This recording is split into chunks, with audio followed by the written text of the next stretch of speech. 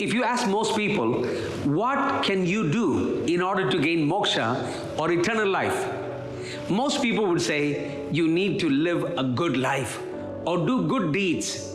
Good deeds such as giving alms to the poor or not hurting anybody, taking care of the widows or the fatherless. Basically, they'll say you should not commit murder or adultery or cheat or lie. Go out of your way to help somebody who really needs your help. When we do all these things and live a good life, you can gain moksha. You can go to heaven. Basically, people are saying heaven is a byproduct of a life that is lived good on the earth. Good deeds equal to eternal life. Good deeds equal to moksha. That's our human reasoning. That's our logic. Now, let me ask you, who decides what is good or who is good? What is the measuring yardstick or standard for goodness? What is good for one may not be good for others.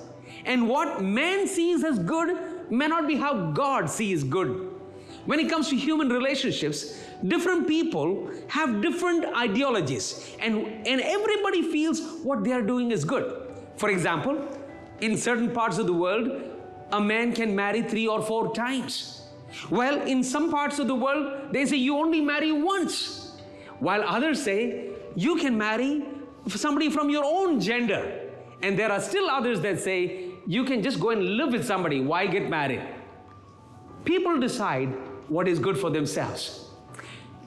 And some people feel that you can be zealous for your God or for your religion. Your zeal can take you to heaven. So in the name of God or religion, that you go ahead and kill the infidels or the godless or the bad people in the name of God. While there are others who feel you don't even harm a little ant or a creature or any other animal, that you should not even kill them or eat its meat. It is bad. Friends, who decides? Is man a deciding factor, or human government, or our legal system, or the courts, or even human religion that decides? Who decides what will gain us moksha, or have our sins forgiven, or gets to heaven? Some feel if we can be religious enough, we can go to heaven. So they go and they are very religious, they are devoted. They wake up early in the morning, they do their prayers. They go to the church or the temple or the mosque to offer their prayer. They go on long trips for pilgrimage. They go to rivers and have a holy dip. They meet with religious people. They offer their monies, they offer their gold.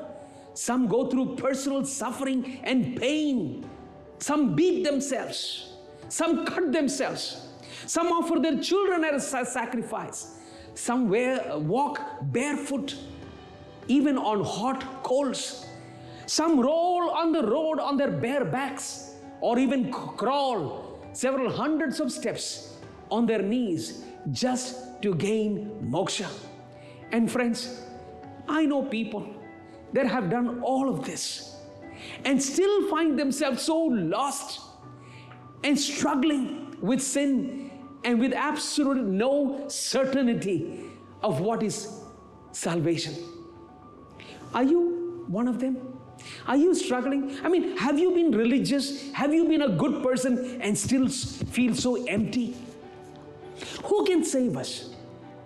The Bible says man is sinful. Everyone has sinned, has come short of the glory of God. We are sinners by nature, by birth, by choice, by thought, and by action.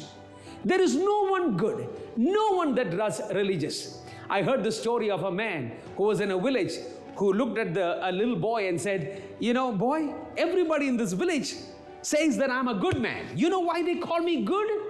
And the little boy looked at the old man and said, it's because they don't know you. How true. Most people call us good because they don't know us.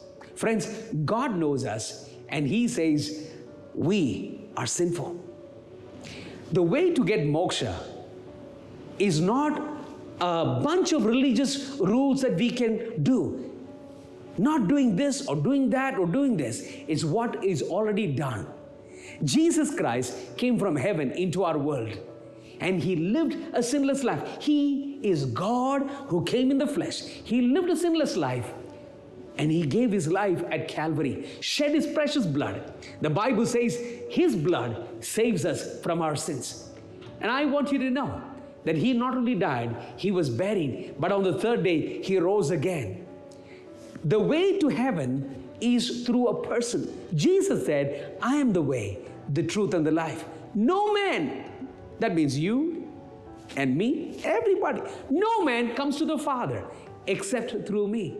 And I have news for you. The Bible says it is by grace you are saved. It is not human work. It's the grace of God through faith. So today, all you have to do is put your faith in what he has already done, and our sins can be forgiven. Many years ago, somebody came and talked to me about Jesus. I was struggling. I was feeling so empty, so hopeless, so miserable. And I remember giving my heart to Jesus. And I tell you something, friend. I have peace in my heart. I have a guarantee that my sins are forgiven. And I have a guarantee of moksha, of a place in heaven. I want to ask you, do you have a guarantee? Or are we just doing a bunch of good deeds, hoping that we will get salvation or gain moksha? Think about it. Jesus has already done it. It's by grace through faith, and it is free for you.